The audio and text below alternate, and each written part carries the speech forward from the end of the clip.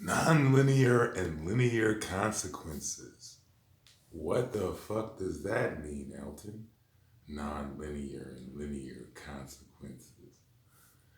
In relationship to non-local and local responsibility.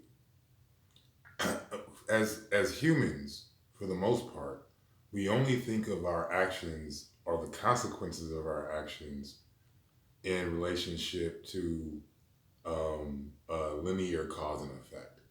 We don't think of them in relationship to a potential non-linear cause and effect, which would be more applicable to karma or karmic cause and effect. This karmic cause and effect is the non-local um, manifestations of the results of our actions. Um, so when I talk about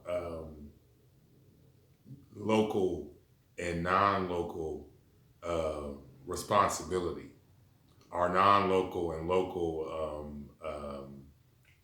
what was that? What I was talking about before in relationship to like local and non-local responsibility for one's actions, and that's the non-local aspect is really understanding karma, but it's also understanding that these things occur only from a human perspective in a linear fashion. That from a cosmic fashion, they're perceived and occur in a non-linear fashion. So therefore, our actions have non-linear consequences in relationship to cosmic agency. Only in human agency do we see our consequences, the results of our consequences of our actions manifesting in a linear fashion. So that's why what I'm talking about when I talk about non-local and local responsibility in relationship to the law of attraction or positive or negative participation. So we have to realize that though we're living a linear um, uh, experience, or you know what I'm saying, or processing a linear our experience through a linear perception, our experience is not entirely occurring from a linear perspective. It's happening also from a non-linear perspective. So therefore, it's being gauged from a non-linear perspective. So you know what I'm saying, when I talk about non-local responsibility as far as and local responsibility, and I talk about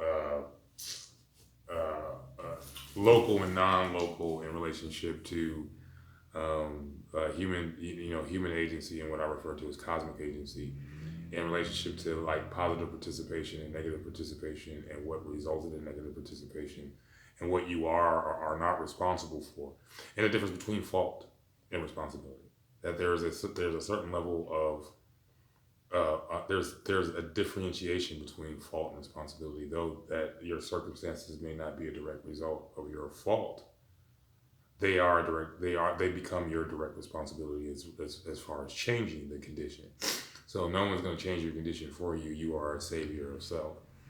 So I was thinking about that right there. So in relation to the law of attraction. So I'm kind of like um, um, working on articulating the law of attraction as I see it, or in frequency. You know, what I'm saying, attraction as well. I want to make that clear that it's not magnetic attraction that you're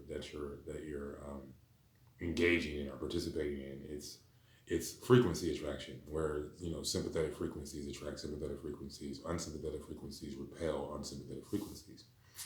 So if you're emanating a positive frequency, then you're attracting positive results. If you're emanating a negative frequency, then you're emanating you're emanating or you're attracting negative results. And that's how the law of attraction operates in relationship to the frequency. And that's why things like gratitude or positive emotion, which creates positive frequent energy, which creates a positive frequency, attracts positive things, and that's why responsibility is first and then gratitude is second. So I'm just dropping these little jewels today, in relationship to the law of attraction.